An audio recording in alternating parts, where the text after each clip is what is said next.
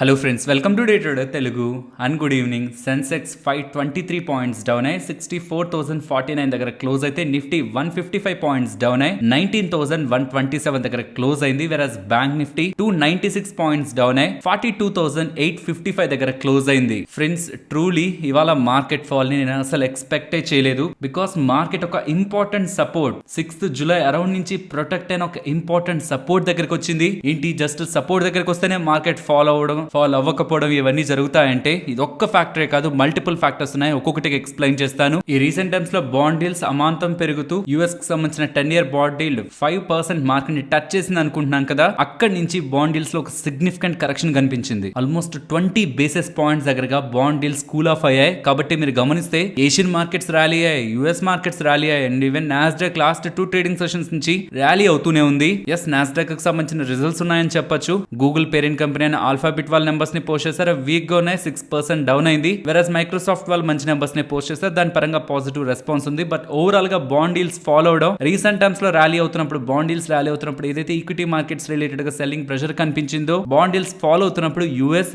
Asian markets లో ఆ rally కనిపించింది. కానీ ఇండియన్ ఈక్విటీ మార్కెట్స్ అట్లీస్ట్ ఇవాళ నేను స్టెబిలైజ్ అవుతాయనుకోవడానికి ఇదే ఇంకొక important reason. And even previous వీడియోలో ఈ ఇజ్రాయెల్ వార్ రిలేటెడ్ గా చైనా స్టాండ్ గురించి మనం మాట్లాడుకున్నాం కదా. చైనా వాళ్ళు 6 వార్ షిప్స్ ని ఈ మిడిల్ ఈస్టర్న్ కంట్రీస్ దగ్గరికి పంపిస్తున్నారంటావు. యుఎస్ ఒక సైడ్, చైనా ఒక సైడ్, ఒక పెద్ద యుద్ధమే జరిగేలా ఉందనే వాతావరణం క్రియేట్ అయింది. బట్ అక్కడి నుంచి కొన్ని గంటల్లో ఈ వీకెండ్ లో చైనా వాళ్ళ స్టాండ్ ని మార్చుకున్నారు. ఇజ్రాయెల్ కి అగైనెస్ట్ గా వాళ్ళు వార్ షిప్స్ ని పంపిస్తున్నారని మార్కెట్ అర్థం చేసుకుంటున్న సందర్భంలో ఇజ్రాయెల్ కి పాజిటివ్ గా ప్రతి ఒక్క కంట్రీకి సెల్ఫ్ డిఫెన్స్ చేసుకునే రైట్ ఉందని, మీన్స్ హమాస్ వాళ్ళు చేసిన దాడికి ఇజ్రాయెల్ వాళ్ళు చేస్తున్న ఈ తిరుగు దాడులు అనేవి సెల్ఫ్ డిఫెన్స్ కిందకు వస్తాయని ఎలా ఇండైరెక్ట్ గా ఇజ్రాయెల్ ని సపోర్ట్ చేస్తూ చేస్తున్న స్టేట్మెంట్స్ కూడా ఇజ్రాయెల్ అలాగే గాజా రిలేటెడ్ గా జరుగుతున్న కాన్ఫ్లిక్ట్ లో చైనా ఇజ్రాయెల్ కి అగైనెస్ట్ గా లేదు, మీన్స్ యుఎస్ కి ఆపోజిట్ గా లేదు. యుఎస్ ఏ డైరెక్షన్ లో ఉందో అట్లీస్ట్ ఆ డైరెక్షన్ లో అయినా ఉండాలి, లేదంటే న్యూట్రల్ గా అయినా ఉందనేలా సంకేతాలు మార్కెట్ కి వెళ్తూ ఉండడం కూడా మనం ఇజ్రాయెల్ వార్ రిలేటెడ్ గా చైనాని న్యూట్రల్ స్టేజ్ లో ప్రెసెంట్ చూడొచ్చు. అండ్ దీనికి తోడు క్రూడ్ ఆయిల్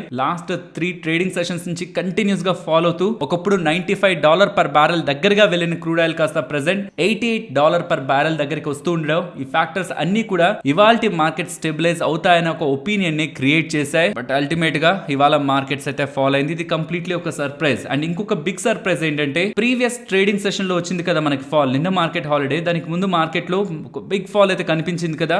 నేను పర్సనల్ గా నా మైండ్ లో అనుకుంటున్నాను ఎఫ్ఐఎస్ ఒక బిగ్ సెల్లర్స్ అవుతారేమో. బికాస్ 230 అరౌండ్ నుంచే కదా సివియర్ సెల్ ఆఫ్ వచ్చింది యూరోపియన్ మార్కెట్స్ తర్వాత నుంచి, ఓపెనింగ్ తర్వాత నుంచి. సో మోస్ట్లీ ఎఫ్ఐఎస్ ఒక బిగ్ సెల్లర్స్ అవుతారనుకుంటే, ఎఫ్ఐఎస్ ఈక్విటీ మార్కెట్ లోనే సెల్లర్స్ గా లేరు. అసలు 252 crore దగ్గరగా బై చేశారు, అండ్ డిఐఎస్ పెద్ద మొత్తంలోనే బై చేశారు 1000 కోట్ల దగ్గరగా. సో ఈక్విటీ మార్కెట్ లో ఎఫ్ఐఎస్ డిఎస్ ఇద్దరు సెల్లర్స్ కాదు. సరే, ఎఫ్ఎన్ఓ మార్కెట్ ని చూద్దాం అంటే, ఎఫ్ఐఎస్ స్టాక్ ఫ్యూచర్స్ ని 6370 crores కి పైగానే కొన్నారు, నెట్ లాంగ్ లో ఉన్నారు స్టాక్ ఫ్యూచర్స్ రిలేటెడ్ గా. ఈవెన్ బ్యాంక్ నిఫ్టీ ఎక్కువ ఫాల్ అయింది కదా, బ్యాంక్ నిఫ్టీ పరంగా నెట్ పాజిటివ్ లోనే ఉన్నారు. ఆల్మోస్ట్ 454 crores విలువ చేసే బ్యాంక్ నిఫ్టీ ఫ్యూచర్స్ ని కూడా వాళ్ళ లాంగ్ సైడ్ తీసుకున్నారు. సో ఎక్కడ ఒక నెగిటివ్ డేటా ఫ్యాక్టర్ అయితే కనిపించలేదు. అంత ఫాల్ అయిన తర్వాత ఎంత వెతుకుదామని ప్రయత్నించినా ఇక్కడ ఒకే ఒక్క ప్రాబబిలిటీ ఉంది. అది ఏంటంటే, ఎఫ్ఐఎస్ ఏదైనా ఒక లార్జ్ ట్రాన్సాక్షన్ జరిగి ఉండాలి.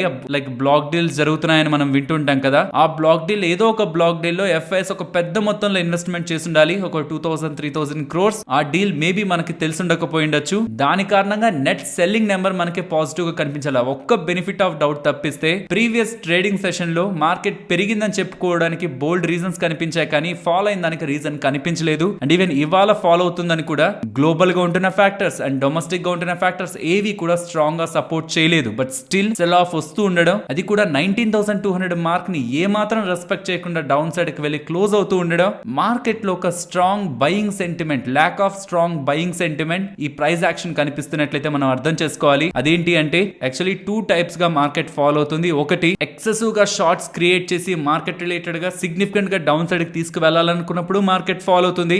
లైక్ బుల్స్ కంటే బేర్స్ వెరీ స్ట్రాంగ్ యాక్షన్ చూపించినప్పుడు మార్కెట్ ఫాలో అవుతుంది.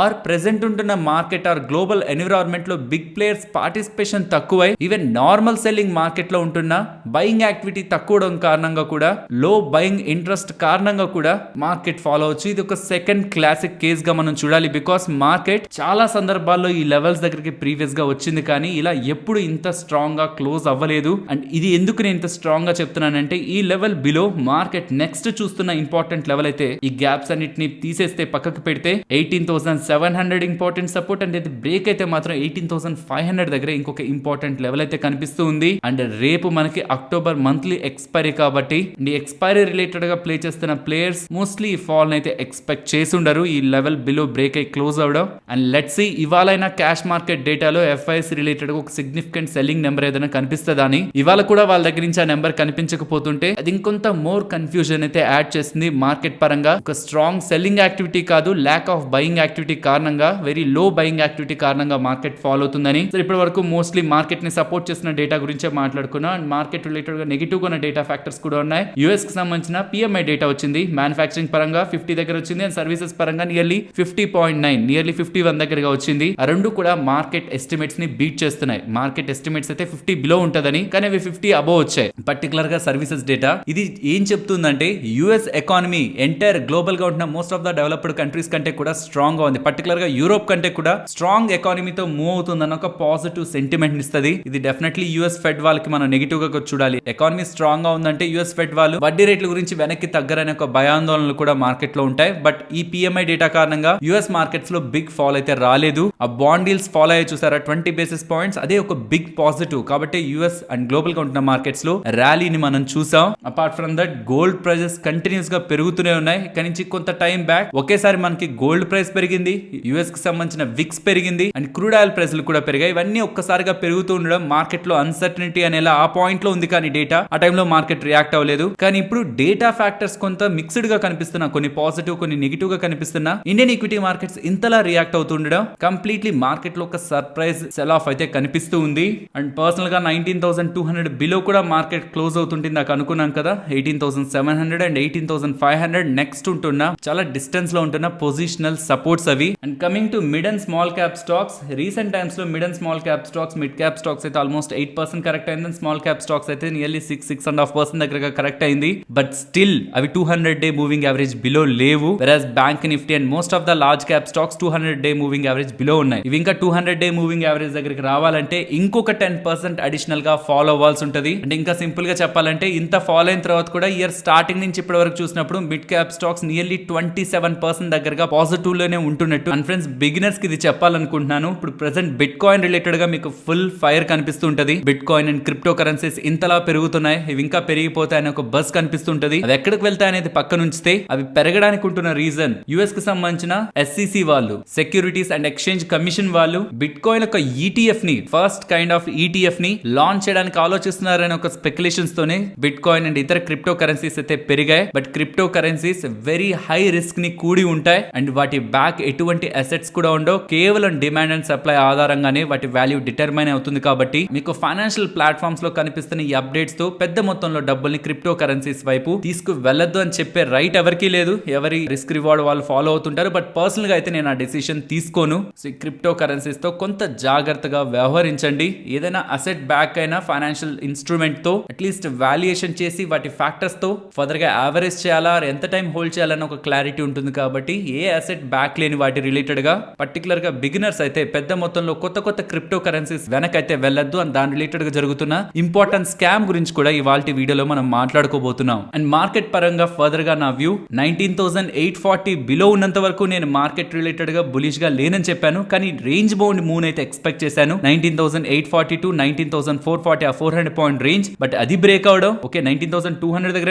సపోర్ట్ ఉంటుంది అనుకున్నాను. ఈవెన్ అది కూడా జస్ట్ 2 క్యాండిల్స్ తో ఇంత ఈజీగా మార్కెట్ బ్రేక్ చేసేస్తుందని అయితే నేను పర్సనల్ గా అనుకోలేదు. అండ్ ఫర్దర్ గా ఇక్కడ నుంచి మార్కెట్ డౌన్ సైడ్ కి వెళ్తూ ఉంటే పొజిషనల్ గా నేను చెప్పిన ఇంపార్టెంట్ సపోర్ట్స్ ని గమనిస్తున్నాను. అండ్ 19,200 బిలో క్లోజింగ్ మార్కెట్ ని ఫర్దర్ గా బులిష్ గా చూడడానికి ఒక స్ట్రాంగ్ ప్రైస్ యాక్షన్ రీజన్ అయితే నాకు కనిపించట్లేదు. అన్లెస్ మళ్ళీ మార్కెట్ రివర్సల్ అయి 19,200 అబౌవ్ క్లోజ్ అవడం, ఇంకా స్ట్రాంగ్ కన్ఫర్మేషన్ కోసం అయితే 19,440 అబౌవ్ క్లోజ్ అవడం, ఇవి బుల్స్ వాచ్ చేయాల్సిన ఇంపార్టెంట్ రెసిస్టెన్స్. బట్ బేర్స్ ఈ లెవెల్ బిలో సస్టైన్ అవుతుంటే 18,700 అండ్ 18,500 నెక్స్ట్ కనిపిస్తున్న ఇంపార్టెంట్ సపోర్ట్స్. అండ్ పర్సనల్ గా నేను 19,200 బిలో ఉన్నంత వరకు మార్కెట్ పరంగా బులిష్ యాక్టివిటీ తీసుకోవాలనుకోవట్లేదు. ఏదైనా ట్రేడ్ సెటప్స్ బేరిష్ సైడ్ కనిపిస్తేనే ఎగ్జిక్యూట్ చేయడానికి ప్రయత్నిస్తాను. అండ్ ఇంత క్యాండిల్స్ పడుతున్నప్పుడు range bound strategies at least 1 week or 2 week పాటు గ్యాప్ తీసుకొని మార్కెట్ లో ఇంత వోల్టైలిటీ లైక్ ప్రీవియస్ గా ఉన్న క్యాండిల్ సైజ్ చూడండి ఎలా ఉందో, అండ్ ఇప్పుడు ఉన్న క్యాండిల్ సైజ్ చూడండి ఎలా ఉందో. ఇంత బిగ్ క్యాండిల్ సైజ్ ఉంటున్నప్పుడు అవి మళ్ళీ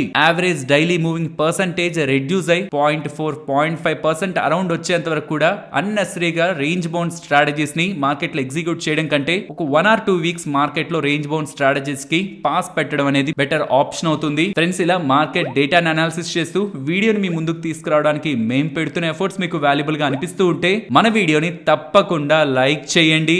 ఫస్ట్ డెల్టా కాప్ గురించి మాట్లాడుకోవాలి. ఈ మధ్య కాలంలో Delta Corp and even online gaming casinos వీటిని రన్ చేస్తున్న మోస్ట్ ఆఫ్ ద కంపెనీస్ కి జిఎస్టీ వాళ్ళ దగ్గర నుంచి నోటీసులు అయితే వచ్చాయి కదా. డెల్టా కాప్ రిలేటెడ్ గా మాట్లాడుకోవాలంటే ఇప్పటి వరకు రీసెంట్ టైమ్స్ లో వాళ్ళకి వచ్చిన జిఎస్టీ నోటీసుల విలువ మొత్తం కలిపితే 23,000 కోట్లు అండ్ కంపెనీ ఒక మార్కెట్ క్యాపిటల్ 3,600 కోట్లు. సో ఈ కారణం చేతనే రీసెంట్ టైమ్స్ లో స్టాక్ రిలేటెడ్ గా వన్ డైరెక్షనల్ గా ఫాల్ కనిపించింది. జూలై హైస్ నుంచి చూసినప్పుడు స్టాక్ నియర్లీ 50% దగ్గరగా కేవలం జిఎస్టీ రిలేటెడ్ గా వస్తున్న అప్డేట్స్, ఫస్ట్ లో 28% జిఎస్టీ రిలేటెడ్ గా అప్డేట్స్ అండ్ తర్వాత వచ్చిన జిఎస్టీ నోటీసులు డబ్బులు కట్టమని నియర్లీ 23,000 కోట్లు కట్టమని వచ్చిన నోటీసుల కారణంగానే స్టాక్ ప్రైస్ లో ఫాల్ చూసాం కదా. ఇప్పటి వరకు వచ్చినవన్నీ నెగిటివ్ అప్డేట్స్. బట్ రీసెంట్ గా వస్తున్న బిగ్ పాజిటివ్ అప్డేట్, బాంబే హైకోర్టుకు సంబంధించిన గోవా బెంచ్ వాళ్ళు జిఎస్టీకి సంబంధించిన డైరెక్టరేట్ జనరల్ వాళ్ళకి మీరు 16,200 కోట్లు కట్టమని డెల్టా కాప్ వాళ్ళకి ఏదైతే నోటీసులను పంపించారో వాటి రిలేటెడ్ గా ఫైనల్ డెసిషన్ ని, ఫైనల్ తీర్పుని తీసుకోవద్దు, మీరు ఏం డెసిషన్ తీసుకోవాలన్నా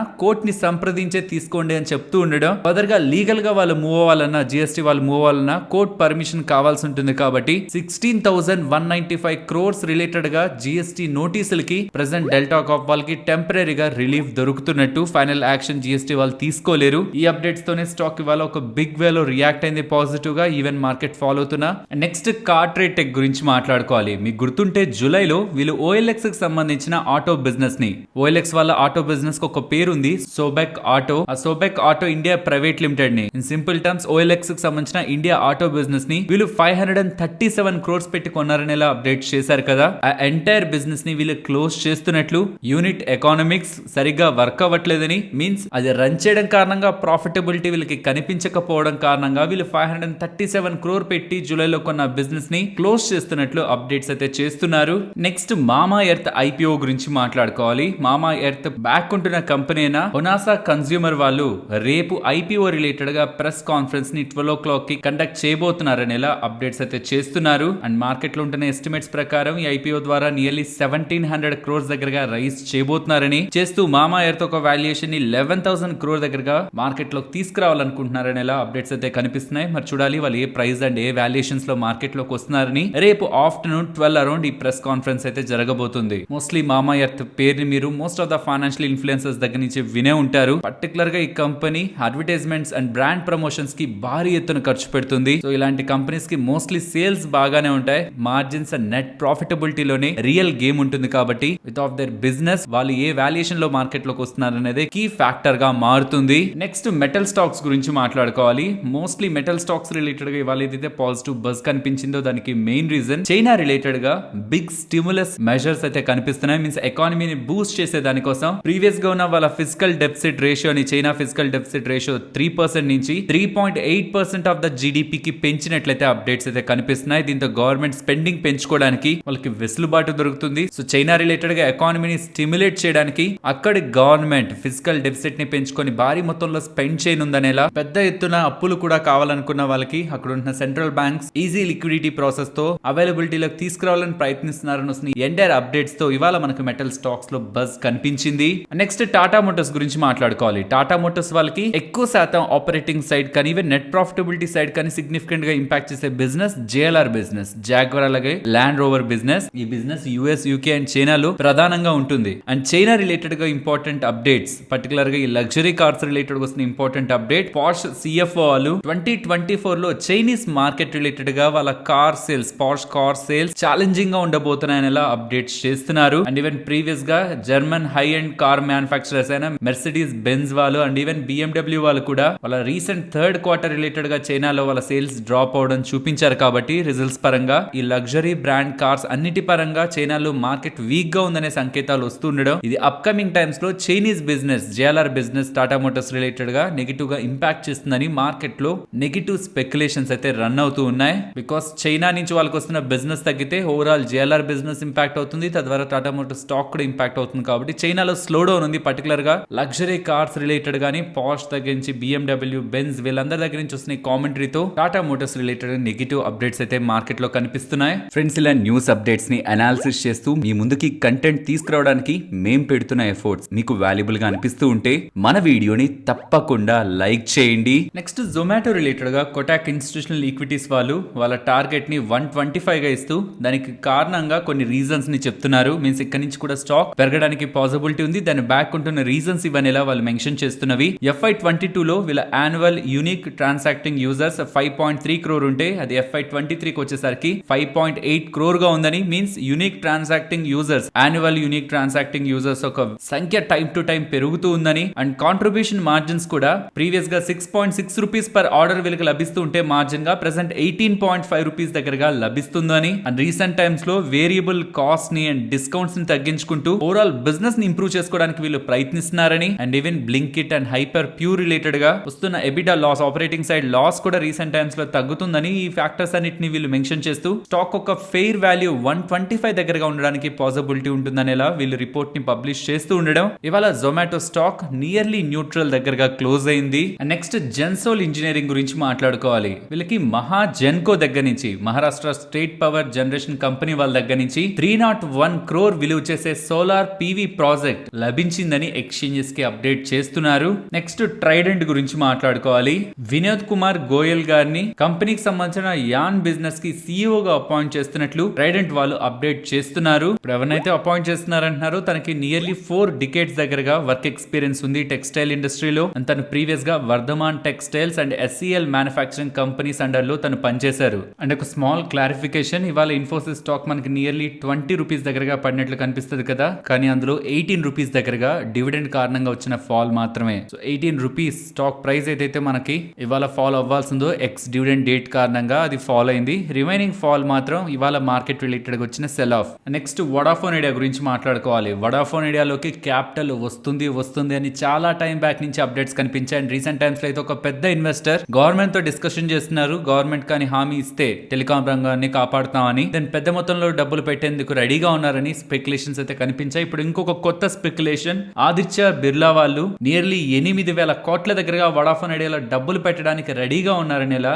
ఎకనామిక్స్ టైమ్స్ వాళ్ళు రిపోర్ట్స్ అయితే పబ్లిష్ చేస్తున్నారు. బట్ ఈవెన్ ఆ 8,000 కోట్లు డబ్బుల్ని పెట్టినా సరే నెక్స్ట్ కమింగ్ డేస్ లో వాళ్ళ వడ్డీలు కట్టడానికే సరిపోతుంది. కానీ బిజినెస్ రివైవల్ కోసం అయితే ఇంకా పెద్ద మొత్తంలో డబ్బులు కావాల్సి ఉంది. 1,50,000 కోట్ల దగ్గరగా వీళ్ళకి అప్పులు ఉన్నాయి. ఆ అప్పుల్ని కట్టడానికి, ఆ వడ్డీలు కట్టడానికి వేల కోట్లలో డబ్బులు వడాఫోన్ ఐడియా ఖర్చు పెట్టాల్సి ఉంటుంది. కాబట్టి ఒక స్ట్రాంగ్ బిజినెస్ రివైవల్ చేసే ఒక పెద్ద క్యాపిటల్ వీళ్ళకి దొరికితేనే ఫర్దర్ గా అప్కమింగ్ టైమ్స్ లో వడాఫోన్ ఐడియా ఒక సర్వైవల్ ఉంటుంది. యాజ్ ఆఫ్ నౌ ఇది కూడా అఫీషియల్ అప్డేట్ అయితే కాదు. లెట్స్ సే తను వస్తూ తనతో పాటు ఇంకెవరైనా పెద్ద ఇన్వెస్టర్ ని తీసుకొచ్చి స్ట్రాటజిక్ ఏదైనా బిజినెస్ పరంగా డెసిషన్స్ తీసుకుంటే దెన్ అది వడాఫోన్ ఐడియాని రివైవ్ చేస్తుందేమో. కానీ ఇలాంటి క్యాపిటల్ ఇన్ఫ్యూజన్స్ ఇది ఇంకా నిజం కాదు. ఈవెన్ ఇది నిజం అవుతున్నా కూడా అది వడాఫోన్ ఐడియాని ఒక బిగ్ వేలో రివైవల్ అయితే చేయలేదు.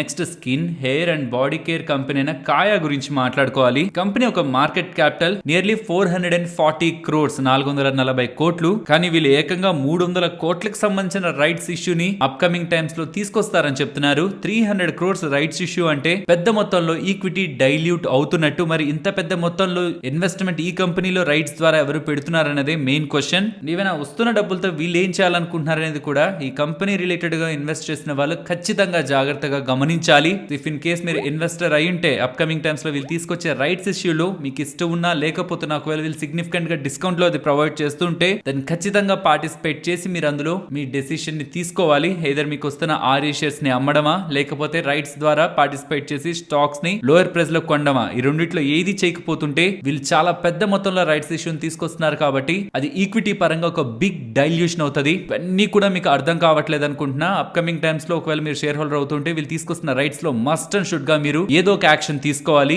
ఆర్ఈ షేర్స్ నైనా అమ్మాలి, ఆ రైట్స్ లో పార్టిసిపేట్ చేసి స్టాక్స్ నైనా కొనాలి. రెండిట్లో ఏది మీరు చేయకపోతుంటే మాత్రం మీరు ఇందులో ఇన్వెస్ట్ చేసిన డబ్బుల్ని మీ అంతటగా మీరు వాల్యూని తగ్గించుకుంటున్నట్టు.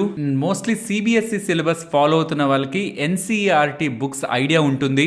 ఇప్పుడు వస్తున్న ఇంపార్టెంట్ అప్డేట్, ఆ అన్ని ఎన్సీఆర్టీ బుక్స్ లో ఇండియా ఎక్కడెక్కడైతే ఆ పేరు ఉంటుందో ఆ పేరు ప్లేస్ లో భారత్ అనే పేరు పెట్టాలనేలా ఎన్సీఆర్టీ ప్యానెల్ వాళ్ళు రికమెండ్ చేస్తున్నారు. So if in case India మొత్తం ఉన్న బుక్స్ అన్నిట్లోనూ ఇండియా బదులు భారత్ అని పెట్టాలంటే ఎంత పెద్ద మొత్తంలో పేపర్ ఖర్చు అవుతుంది అనేది మనం ఆలోచించాలి. అండ్ ఈవెన్ దీని కారణంగా బుక్స్ కంపెనీస్ కి like S Chand and Navneet education కి కొత్త బుక్స్ ని సేల్ చేసే ఆపర్చునిటీ దొరుకుతుంది. కాబట్టి వీళ్ళకి అడ్వాంటేజ్ అడ్వాంటేజ్ ఉంటుంది. అండ్ వీటికి యూస్ చేసే పేపర్ కూడా పెద్ద మొత్తంలో కన్జ్యూమ్ అవుతుంది కాబట్టి పేపర్ స్టాక్స్ కూడా దీని కారణంగా అడ్వాంటేజ్ ఉంటుందని ఫైనాన్షియల్ ప్లాట్ఫామ్స్ లో డేటా అయితే కనిపిస్తుంది. బట్ ఇది రియాలిటీలో ఎంత వరకు స్కేల్ అప్ అవ్వగలుగుతుంది అనేది బిగ్ క్వశ్చన్. అండ్ సిలబస్ కూడా మారుస్తున్నారు అంటున్నారు. కేవలం ఇండియా, భారత్ ఈ పేర్లే కాదు, సిలబస్ కూడా చేంజ్ చేస్తున్నారు. దీని కారణంగా ఎడ్యుకేషన్ రిలేటెడ్ గా పేపర్ రిలేటెడ్ గా ఉంటున్న స్టాక్స్ లో అడ్వాంటేజ్ ఉంటుంది, వాళ్ళకి ఎడ్జ్ ఉంటుంది అనేలా ఫైనాన్షియల్ ప్లాట్ఫామ్స్ లో డేటా కనిపిస్తూ ఉంది. అండ్ నెక్స్ట్ వస్తున్న important update Adani stocks related గా మన ఇండియాకి సంబంధించిన అకౌంటింగ్ రెగ్యులేటర్ వాళ్ళు NFRA national financial reporting authority వాళ్ళు అదాని వాళ్ళకి సంబంధించిన ఆడిటర్ ని ఎంక్వైరీ చేస్తున్నారని. బికాస్ నియర్లీ ఈ ఆడిటర్ 2014 నుంచి కూడా అదాని రిలేటెడ్ గా ఉంటున్న బుక్స్ ని చూసుకుంటున్నారు కాబట్టి, అండ్ ఈవెన్ హిండెన్బర్గ్ వాళ్ళు కూడా అదాని ఆడిటర్స్ రిలేటెడ్ గా మల్టిపుల్ క్వశ్చన్స్ ని రైజ్ చేశారు కాబట్టి అదాని ఆడిటర్స్ రిలేటెడ్ గా NFRA వాళ్ళు ప్రెసెంట్ ఎంక్వైరీ చేస్తున్నారని. అండ్ ఇప్పుడు ఎవరినైతే ఎంక్వైరీ చేస్తున్నారో ఆ ఆడిటర్ ఏ అదాని కంపెనీస్ కి ఎప్పటి నుంచి ఆడిటర్ గా వ్యవహరిస్తున్నారు అనేది ఇక్కడ మీరు స్క్రీన్ పైన గమనించవచ్చు. ఇలా అదాని గ్రూప్ కి సంబంధించిన కంపెనీస్ ని ఆడిట్ చేస్తున్న వ్యక్తిని ప్రెసెంట్ ఎంక్వైరీ చేస్తున్నారండో. అగైన్ అదాని రిలేటెడ్ గా కొన్ని స్పెక్యులేటివ్ ఆర్టికల్స్ మన మార్కెట్ లో కనిపిస్తున్నాయి. ఇన్ఫాక్ట్ దీనికంటే పెద్దదే లాస్ట్ మంత్ లో డెలాయిట్ వాళ్ళు రిజిగ్నేషన్ చేస్తూ, వాళ్ళు అప్పుడు ఆడిటర్ గా ఉన్నారు, రిజిగ్నేషన్ చేస్తూ చాలా కన్సర్న్స్ ని రైజ్ చేశారు. ఆ టైంలో కూడా స్టాక్స్ నెగిటివ్ గా రియాక్ట్ అయ్యాయి, బట్ లేటర్ రికవర్ అయ్యాయి. బట్ ఇప్పుడు present Adani group companies related గా మల్టిపుల్ కంపెనీస్ రిలేటెడ్ గా ఆడిటింగ్ చేస్తున్న వ్యక్తిని ఇండియన్ అకౌంటింగ్ రెగ్యులేటర్ అయిన NFRA వాళ్ళు ఎంక్వైరీ చేస్తున్నారు అంటూ ఉండడం another speculative angle Adani stocks related గా అరైజ్ అవుతూ ఉంది. అండ్ ఫ్రెండ్స్, ఒక కొత్త రకమైన స్కామ్ మార్కెట్ లోకి వస్తున్నట్లయితే అర్థమవుతుంది. యూజువల్ గా క్రిప్టో కరెన్సీకి చాలా మంది యువత అట్రాక్ట్ అవుతూ ఉంటారు. బికాస్ అనూహ్యంగా అవి పెరుగుతూ ఉండడం, పడుతూ ఉండడం, దాంట్లో మంచి వోల్టాలిటీ కనిపిస్తూ ఉంటుంది కాబట్టి ఆ టైమ్స్ లో క్రిప్టో రిలేటెడ్ గా మెజారిటీ ఆఫ్ యూత్ అట్రాక్ట్ అవుతుంటారు కాబట్టి వీళ్ళని టార్గెట్ చేసిన కొంతమంది స్కామర్స్ కొత్త కాయిన్స్ ని ఇన్వెంట్ చేశామని కోర్వియో కాయిన్ అండ్ DGT కాయిన్ అనే పేరులతో ఈ కాయిన్స్ లో ఇన్వెస్ట్ చేసిన వాళ్ళకి అతి కొద్ది కాలంలోనే ఆ కాయిన్స్ మల్టీ బ్యాగర్ రిటర్న్స్ ని ఇస్తాయని, ఎవరెవరైతే ఇన్వెస్ట్ చేస్తారో ఇది లైఫ్ టైం ఆపర్చునిటీ అని, ఒక్కసారి ఇలాంటి ఛాన్స్ దొరుకుతుందని నమ్మబలికి ప్రకటనలు చేస్తూ ఈవెన్ అది అసలు లిస్ట్ అయినవి కాకపోతున్నా వాళ్ళే డిజిటల్ గా వాటికి వెబ్సైట్స్ ని క్రియేట్ చేసి ఆ కాయిన్ ఈ రోజు ఒక లెట్స్ సే అనుకుందాం 30 రూపీస్ లో ఉంటే ఒక 4-5 డేస్ కి దాన్ని 200-300 చేసి ఇంకొకసారికి 2000-3000 చేసి, అంటే 30 రూపీస్ లో ఉన్నది ఎంత పెరుగుతుందంటే ఇంకెంత పెరుగుతుందని ఆశకి వెళ్ళిన వాళ్ళందరూ, ఇందులో ఇన్వెస్ట్ చేసిన వాళ్ళందరూ కూడా నిలువున మోసపోయారు. బికాస్ అవేం స్టాక్ మార్కెట్ లో లిస్ట్ అయ్యలేవు, పెరగడం తగ్గడం మార్కెట్ లో ఉంటున్న ప్లేయర్స్ మీద ఆధారపడడానికి. అది సింపుల్ గా వీడియో గేమ్ లా వాళ్ళే వాళ్ళ ఇష్టం వచ్చిన ప్రైజుల్ని ఇన్పుట్ చేసుకుంటూ ఇంత పెరిగిపోతుంది అంత పెరిగిపోతుంది ఇప్పుడే ఇన్వెస్ట్ చేయండి అంటూ ఉండడం. సుమారు 2,50,000 మంది దగ్గరగా ఇందులో ఇన్వెస్ట్మెంట్ చేశారని, అండ్ ఇందులో ఇన్వెస్ట్ చేసింది అమాయకపు ప్రజలే కాదు, సుమారు హిమాచల్ ప్రదేశ్ కి సంబంధించిన పోలీసులు 1000కి పైగా పోలీసులు కూడా ఇందులో ఉన్నారని, డాక్టర్లు, లాయర్లు, ఇలా పెద్ద పెద్ద ప్రొఫెషన్స్ కి సంబంధించిన వాళ్ళు కూడా ఇందులో ఇన్వెస్ట్ చేశారని, అండ్ మరీ ముఖ్యంగా వాలంటరీ రిటైర్మెంట్ తీసుకొని మరి ఇందులో లైఫ్ టైం ఆపర్చునిటీ అంటాం, తక్కువలో ఉన్నది చాలా ఎక్కువకు వెళ్ళిపోతూ ఉండడం, ఇవన్నీ గమనించిన వాళ్ళు వాలంటరీ రిటైర్మెంట్ తీసుకొని మరి ఇందులో ఇన్వెస్ట్ చేసి పెద్ద మొత్తంలో మోసపోయారని ఇన్వెస్టిగేషన్ ఏజెన్సీ అయిన సిట్ వాళ్ళు, స్పెషల్ ఇన్వెస్టిగేషన్ టీమ్ వాళ్ళు అప్డేట్ చేస్తున్నారు. నేను గమనించింది ఇండియాలో ఎక్కడో ఒక దగ్గర ఒకటి జరుగుతున్నప్పుడు అది క్రమేపీ ఇండియా మొత్తం కూడా వ్యాపిస్తుంది కాబట్టి ఇలా అప్కమింగ్ టైమ్స్ లో సోషల్ మీడియాలో మీకు ఎక్కడైనా ఈ కాయిన్ ప్రీవియస్ గా ఇంత ఉండేది ఇప్పుడు ఇంతకు వెళ్ళింది, ఇది వన్ టైం ఆపర్చునిటీ, ఈ డేట్ న ఇది లిస్ట్ అవబోతుంది, లేకపోతే ఈ డేట్ న దీని రిలేటెడ్ గా అనౌన్స్మెంట్స్ వస్తాయి, ముందుగానే ఇన్వెస్ట్ చేసుకోండి, కోట్లు సంపాదించండి అని ఒకవేళ మీకు అడ్వర్టైజ్మెంట్స్ కనిపిస్తున్నా, పోస్టర్స్ కనిపిస్తున్నా, ఆర్ ఈవెన్ తెలిసిన వాళ్ళు మీకు ఎవరైనా రికమెండ్ చేస్తున్నా వాటిల్ని నమ్మద్దు. బికాస్ ఇందులో ఇన్వెస్ట్ చేసిన వాళ్ళకి మీరు ఇన్వెస్ట్ చేసిన కాయిన్ పెరగాలంటే మరి మీరు తీసుకురావాలి కదా, వేరొకరిని మీకు తెలిసిన వాళ్ళని తీసుకురావాలి కదా అని ఆల్రెడీ మోసపోయిన వాళ్ళని ఇంకొకసారి మోసం చేసే ప్రయత్నం కూడా ఈ స్కామర్స్ చేస్తున్నారన్న విషయం గుర్తుంచుకొని ఈ కొత్త తరహా స్కామ్ రిలేటెడ్ గా మనకు తెలిసిన వాళ్ళందరికీ కూడా అవగాహన క్రియేట్ చేసే ప్రయత్నం, నష్టపోకముందు అవగాహన క్రియేట్ చేసే ప్రయత్నం మనమందరం చెయ్యాలి. నెక్స్ట్ నెంబర్స్ గురించి మాట్లాడుకోవాలి. ఫస్ట్ వెల్స్పన్ ఇండియా, ఇది వరల్డ్ లోనే one of the largest home textile manufacturer. Even only home textile manufacturing కాకుండా ఫ్లోరింగ్ సొల్యూషన్స్ ని కూడా వీళ్ళు ప్రొవైడ్ చేస్తూ ఉంటారు. వీళ్ళ రిలేటెడ్ గా నెంబర్స్ వచ్చాయి అండ్ ఈవెన్ స్టాక్ ప్రైస్ ఒక మూన్ చూస్తే మీకు ఆటోమేటిక్ గా అర్థమైపోతుంది వీళ్ళు చాలా మంచి నెంబర్స్ ని పోస్ట్ చేశారని. అండ్ వీళ్ళ రిలేటెడ్ గా బ్రాండ్స్ అండ్ వీళ్ళ బిజినెస్ ఇక్కడ మీకు స్క్రీన్ పైన ఉంటుంది. అండ్ వీళ్ళ బిజినెస్ అప్డేట్ ని ఇక్కడ మీరు స్క్రీన్ పైన గమనించవచ్చు. Overall revenues, operating profit, margins, net profit ఇవన్నీ quarter on quarter and year on year comparison లో సిగ్నిఫికెంట్ గా ఇంప్రూవ్ అయ్యాయి. బోత్ వీళ్ళ home textile business and flooring business ఈ రెండిట్లో కూడా ఎక్స్ట్రాడినరీ గ్రోత్ ని వీళ్ళు తీసుకురాగలిగారు. అండ్ ఈవెన్ వీళ్ళ డెట్ ని తగ్గించుకుంటూ వీళ్ళ ROCE ని కూడా ప్రీవియస్ క్వార్టర్స్ తో పోలిస్తే సిగ్నిఫికెంట్ గా ఇంప్రూవ్ చేసుకోవడం జరిగింది. అండ్ ఈవెన్ డ్రీమ్ ఫ్లోక్స్ వాళ్ళు కూడా వాళ్ళ నెంబర్స్ ని పోస్ట్ చేశారు. క్లియర్ గా వీళ్ళ బిజినెస్ ఆపరేషనల్ డేటాను మనం గమనిస్తే డొమెస్టిక్ ప్యాసింజర్ ట్రాఫిక్ కానీ అండ్ లాంజ్ ని యూజ్ చేస్తున్న వాళ్ళ సంఖ్య కానీ సిగ్నిఫికెంట్ గా previous quarter and last year same quarter తో పోలిస్తే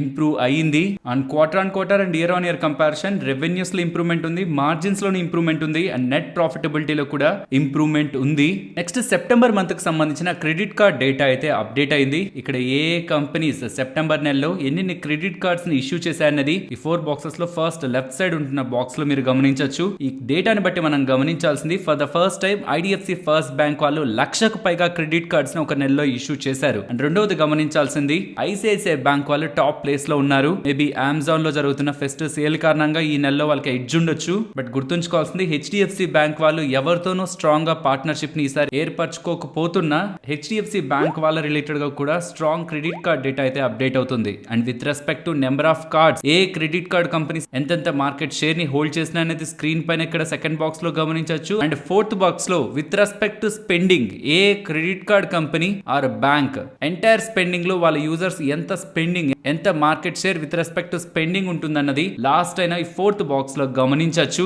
నెక్స్ట్ నిఫ్టీ అలాగే bank Nifty support and resistance ఇది ఇంట్రాడే పరంగా చెప్తున్నాను. ప్రీవియస్ గా చెప్పింది పొజిషనల్. ఇంట్రాడే పరంగా ఇక్కడ నుంచి డౌన్ సైడ్ కి వెళ్తూ ఉంటే 19,050 ఇఫ్ అది బ్రేక్ అయితే 18,960 అండ్ ఇక్కడ నుంచి టాప్ సైడ్ ఇవాళ ఫేస్ చేసిన level 19,170 important resistance and above 19,250 and bank Nifty present ఉన్న లెవెల్స్ నుంచి డౌన్ సైడ్ 42,600 అరౌండ్ అండ్ ఇక్కడ నుంచి ర్యాలీ అవుతున్నప్పుడు 43,060 ఇంపార్టెంట్ రెసిస్టెన్స్ గా గమనిస్తున్నాను. అండ్ రేంజ్ నైతే మార్కెట్ లో నేను ఏది అనుకోవట్లేదు. ఒక 1 వీక్ పాటు ఈ క్యాండిల్ ఒక సైజ్ మనకి రెడ్యూస్ అయ్యి ప్రీవియస్ గా ఉంటున్న డైలీ మూవింగ్ పర్సంటేజ్ అనేది అట్లీస్ట్ 0.4 ఆర్ 0.5% కి వచ్చినట్లయితే మనం ఫర్దర్ గా ఈ రేంజ్ బౌండ్ స్ట్రాటజీస్ గురించి థింక్ చేయొచ్చు. ప్రెసెంట్ ఇవాల్టి క్యాండిల్ ఒక మూవ్ లేదా నిన్నటి క్యాండిల్ ఒక మూవ్ ఈ రెండింటిని తీసుకున్న యావరేజ్ గా 1.2% దగ్గరగా మార్కెట్స్ అయితే మూవ్ అవుతున్నాయి. ఇది ఒక significant price activity price move కాబట్టి రేంజ్ బౌండ్ స్ట్రాటజీస్ మనం ఎలా తీసుకున్నా అన్నెసరీ అడ్జస్ట్మెంట్స్ తో ట్రాప్ అవడానికి ఛాన్స్ ఉంటుంది. కాబట్టి ఆ క్యాండిల్ ఒక సైజ్ రెడ్యూస్ అయ్యేంత వరకు రేంజ్ గురించి నేను అవాయిడ్ చేస్తున్నాను. మరొక ఇంట్రెస్టింగ్ వీడియోతో మళ్ళీ మీ ముందుకు వస్తాను. అంతవరకు టేక్ కేర్. జై హింద్.